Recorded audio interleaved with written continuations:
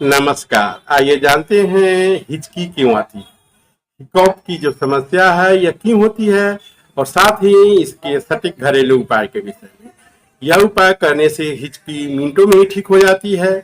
हिचकी जो हिकॉप की समस्या है वह पेट और फेफड़ों के बीच स्थित डायफ्राम और फसलियों की मसल्स में कंस्ट्रक्शन होने के कारण आती है। हिचकी का मुख्य कारण यही है। अगर आप हिचकी से परेशान हैं, बार बार हिचकी आ रही है, तो आप एक घरेलू उपाय करें, इससे हिचकी आपकी बिल्कुल बंद हो जाएगी। अगर आप ऐसे ही जानकारी चाहते हैं तो मेरे चैनल को सब्सक्राइब जरूर करें। हिचकी को ठीक करने के लिए आप बर्फ का पानी थोड़ी थोड़ी मात्रा में करके पिए। थोड़ी देर बाद में यह हिचकी खत्म हो जाती है। अगर बर्फ की पानी उपलब्ध नहीं हो तो आप फ्रिज की ठंडी पानी भी ले सकते हैं। थैंक यू, धन्यवाद।